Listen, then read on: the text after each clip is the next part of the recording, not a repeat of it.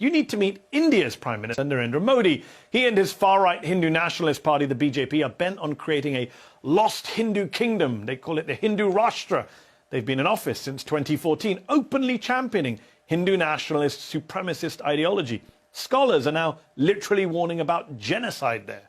Minorities, from Christians to Muslims and beyond, are facing the greatest threats to their existence since India became independent in 1947. In fact, speaking of independence, remember Mahatma Gandhi? In 1948, he was assassinated by a Hindu extremist, a man named Nathuram Godse. Godse was a former member of the far-right Hindu nationalist paramilitary volunteer group known as the Rashtriya Swayamsevak Sangh, or RSS. Imagine if the world's white supremacists had one organized paramilitary group where they could all train together and get politically organized. Yeah, exactly. Founded in 1925, they were really into the politics of Mussolini and Hitler, the RSS. A senior founding member wrote about how he was inspired by Nazi Germany, which displayed, quote, race pride at its highest and was a good lesson for use in India. The extremist ideology binding the RSS is a kind of Hindu supremacy and nationalism known as Hindutva, which, to be clear, should not be confused with the religion of Hinduism.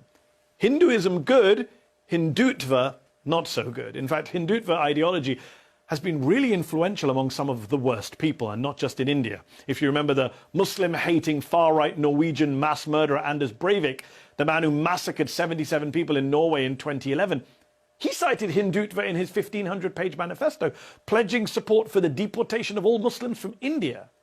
He says that far-right Islamophobic movements in Europe and India should, quote, learn from each other, because, quote, our goals are more or less identical. He even put a link to the RSS website in the online resources section of his manifesto. You get the idea, right? This is a group and an ideology that is really scary. But what's even more frightening is how politically successful they've been. Prime Minister Narendra Modi is a man in charge of leading a country of 1.4 billion people, almost 4.5 times the US population. He's been re-elected as Prime Minister, and yet he was a long-time organizer in the RSS, and is now head of the RSS's political party affiliate, the BJP. It shouldn't come as a surprise that Modi and his party, the BJP, were in charge of the state of Gujarat during the horrific 2002 riots there.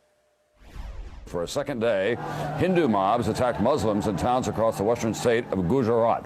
Despite shoot-to-kill orders issued to police in one village, Hindus set fire to Muslim homes, killing 30 people. Witnesses say the police stood by and watched as crowds burned Muslim-owned stores, hotels, and restaurants. In one village, 27 Muslims died when angry mobs set their homes on fire. In another village, 7 Muslims were burned to death in a bakery. It's estimated that between 1,000 to 2,000 people were killed in Gujarat, the vast majority of them Muslims. Many Muslim women were even raped. Western researchers have called it a one-sided systemic pogrom backed by the BJP.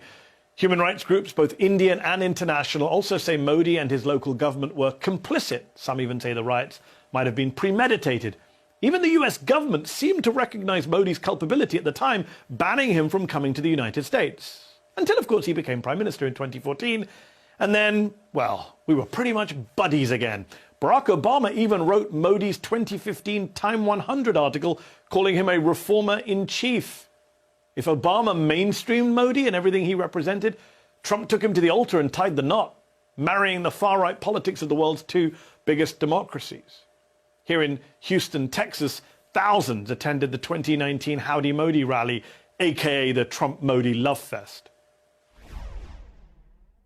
I present to you my friend, a friend of India,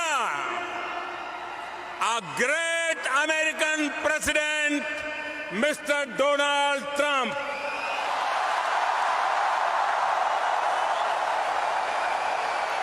Prime Minister Modi is doing a truly exceptional job for India and for all of the Indian people. For all of the Indian people? For all of them? Since his coming into office, since Modi came into office, hate crimes against minorities have skyrocketed, from Dalits to Christians and most of all towards Muslims. Lynchings. Yeah, lynchings of Muslims rumoured to have eaten or even transported cows, a holy animal for Hindus. Muslims being hacked to death while their attackers chant anti-Muslim slogans, extremist priests calling for the rape of Muslim women. As the BBC put it last year, unprovoked attacks on Muslims by Hindu mobs have become routine in India, but they seem to evoke little condemnation from the government. This Modi government is complicit in all of this. Last week, authorities in Delhi took 9 bulldozers through a city and destroyed parts of a mosque while people were inside, and razed dozens of homes and commercial buildings, most belonging to Muslims. Modi's government also claims almost 2 million Muslims whose families originally came from Bangladesh generations ago aren't rightful citizens of India. And if they can't prove they are, they'll be sent to what the government calls transit camps. These are mass detention centers that critics have likened to concentration camps, with boundary walls, watchtowers. There are already 6 of them, with thousands of detainees. Behind every shocking supremacist policy, you'll find shocking supremacist rhetoric. It's the same in India. A survey from one of India's prominent news channels found that hate speech from politicians skyrocketed by 500% under Modi's leadership. Modi's right-hand man, Home Minister Amit Shah, described migrants from neighbouring Bangladesh as termites at a 2019 campaign rally. A man who may likely succeed Modi as Prime Minister is Yogi Adityanath, currently in charge of India's largest state, which has a population almost the size of the US. He said India's top Muslim actor is no different to a terrorist. He's called Muslim lawmakers a green virus infecting the country. One count found more than 100 instances of hate speech and mentions of Hindutva in Adityanath's speeches from last November till February. And it's not just the BJP. Have a listen to Pooja Shankun Pandey, a leader of another Hindu nationalist group, back in December.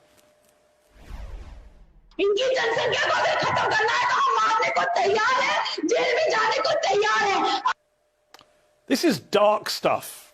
A reminder that when we talk about the far right, it's not just the white far right. When we talk about supremacist ideology, it's not just white supremacy. There is a global far right movement. Hindutva is part of it. And while some in the West have been keen to call out the Orbans and Le Pens and Putins of this world, not many of them say a word about what Modi is up to.